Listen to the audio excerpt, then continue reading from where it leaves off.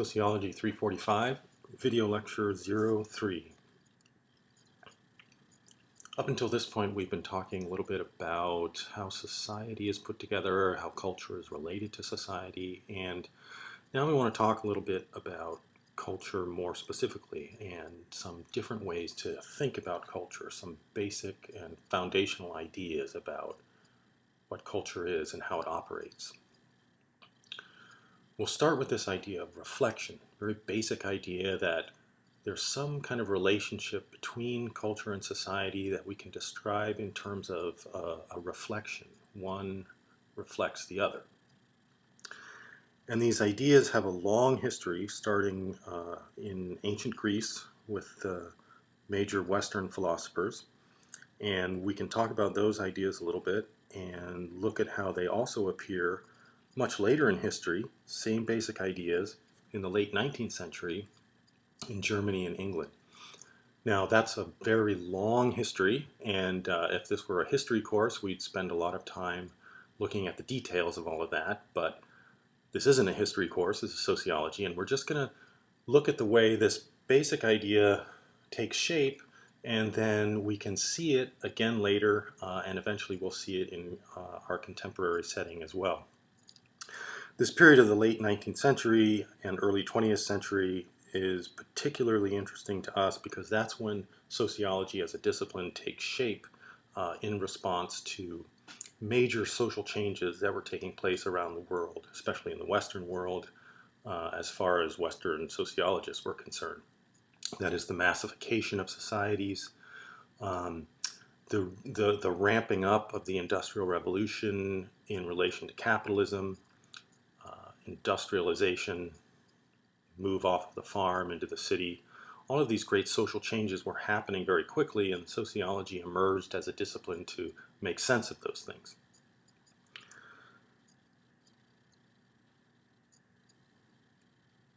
So we'll start with Plato, and if you're not familiar with Plato, that's too bad, and you should get familiar with Plato. It used to be that Plato's Republic was standard reading in high schools. I don't know if it still is. At the very least, you ought to look up Plato on Wikipedia and check out especially the famous allegory of the cave, a kind of thought experiment that Plato did describing a group of people who were in a cave, had never experienced anything other than their life within a cave, chained in this cave, facing the back wall of the cave, so that all they ever saw of reality were shadows cast on the wall. And the idea was that if this was the case, if there were people like this, then they would believe that the shadows, the reflections of reality that they saw, were in fact reality. And of course, they would be mistaken. So there's this idea in Plato that there is a kind of truth, an ideal world somewhere, the world of ideas, where forms are true and real and ideal. And that the material world that we live in is in fact a reflection of these ideal forms. You can make it very simple and think about something physical like the artifact of a chair. There's some idea, some perfect idea of what a chair is, a conception. What we see in reality and what we've created is an imperfect reflection of that ideal form. Furthermore, he wanted to talk about art, and we'll say culture since art is part of culture. Culture is a reflection of these appearances in the world. So culture reflects appearances of ideal form.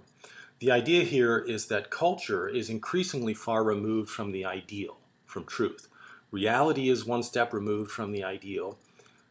Culture is one step removed from the material appearances in reality, and therefore it's an imperfect imitation of an imperfect reflection. It's a very pessimistic idea about, and a suspicious idea about what culture is. It's the idea that culture misleads us. It distracts us from the truth. In fact, these are some of the beginnings of the idea that human life is a kind of pilgrimage away from appearance to what is true, what is really reality. And art is an obstacle on that journey that seduces people into irrational understanding, according to Plato. We can see these ideas in our modern salvation religions. The idea that many people believe that this world we live in is transitory, that it's one step on a path toward an ideal place, a place they often call heaven, and that various aspects of this material world can distract us, can prevent us from getting to the ideal world of heaven.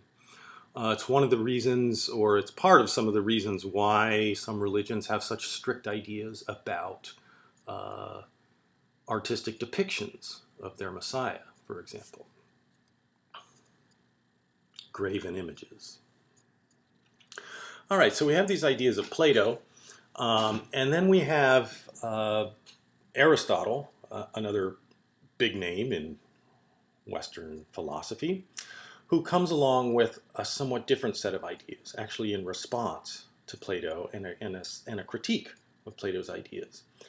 Aristotle wants to defend art and defend culture, claiming and arguing that art and culture do not imitate anything. They express something, and what they express are universal truths of human existence.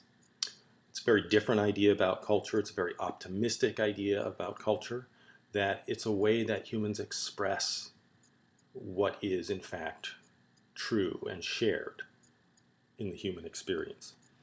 So we had this idea from Plato that there is the ideal, that the material world reflects that ideal imperfectly, and that art and culture reflects that material world imperfectly, an imperfect reflection of an imperfect reflection.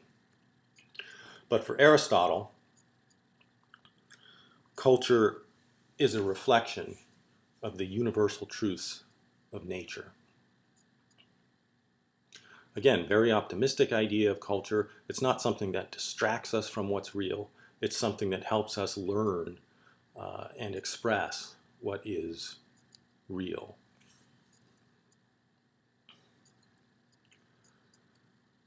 So then we make a huge leap in history and see that some of these ideas are still with us in the late 19th century. This is Matthew Arnold. Just think of him as that guy with the awesome mutton chops. Sorry. Matthew Arnold was a social critic. He wrote a famous book called Culture and Anarchy. And he was worried about the rise of popular culture, the debasing of culture, the kind of the pollution of culture with low forms. The same way that critics today critique things like Jersey Shore for really kind of being the end of what's good about culture and elevating everything that's crass and uninteresting and distasteful. Arnold saw these ideas, felt these ideas at the time that he was writing. And this is the most famous quote of his in red here. The whole scope of this essay, he's talking about his book, Culture and Anarchy, where he describes culture here as being the pursuit of our total perfection by means of getting to know on all the matters which most concern us the best which has been thought and said in the world. So it kind of builds on that Aristotle idea that culture can be great, that culture can express the truth, can express the greatest things about human existence.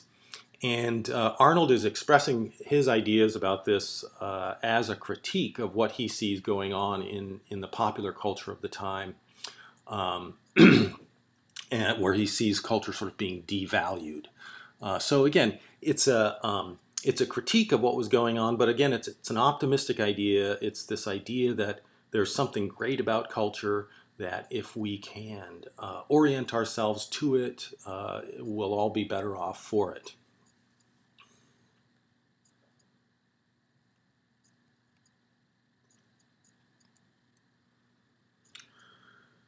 The other major idea we want to talk about here really builds more off of, I would say, the Plato idea, the pessimistic idea.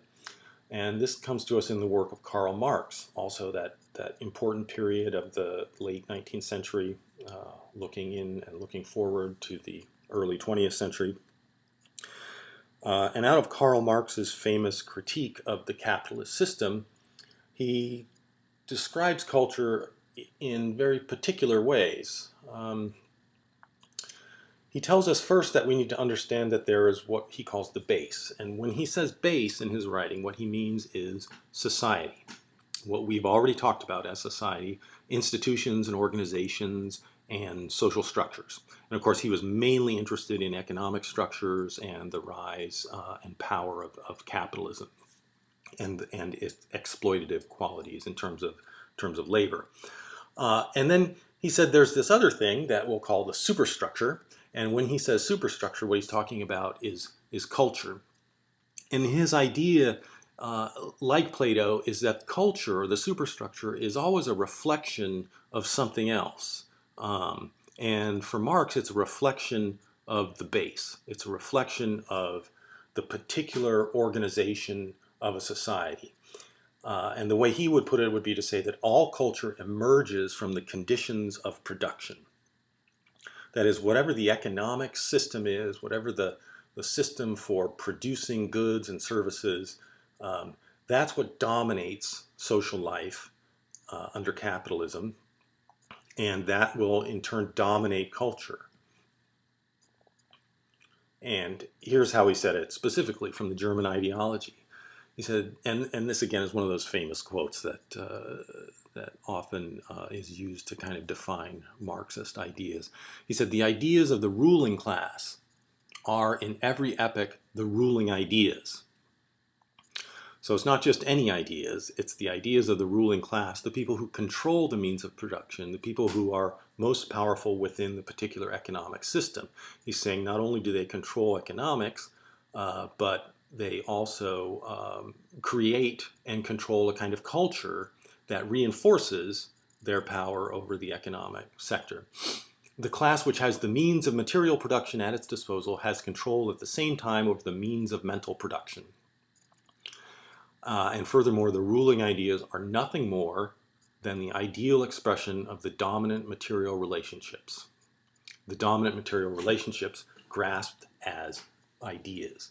Again, it's a pessimistic idea about culture, that it somehow blinds us from alternative realities, you might say.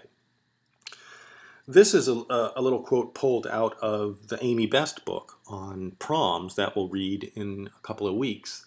And I'll let you find that yourself as you're reading. It's in toward the early part of the book in the introduction, where she's describing the history of proms, this activity, this leisure activity that we're all familiar with in our culture. And you can hear the echoes of Marx in here. Gaining the consent of a governed class of laborers and their children for the notion of democracy secured the continued advancement of rapidly expanding capitalist economy. Work and education became an expression of a democratic commitment. Leisure, and this is the important part, leisure was organized to serve the interests of capitalism. A plethora of organized social activities such as proms, sports, events, and parades, and social spaces such as dance halls and parks emerged. And she's talking about the 20th century here mostly. Regulating these spaces, the governed class was able to manage, in less visible and less physically coercive ways, how disenfranchised groups, particularly these groups' younger members, of course she's interested in teenagers, how they came together not just within the work setting now, but also outside of it. So again, it's this kind of Marxist idea that culture is organized around ideas that benefit the ruling class, the ideas of the ruling class. Culture is really kind of a means of social control.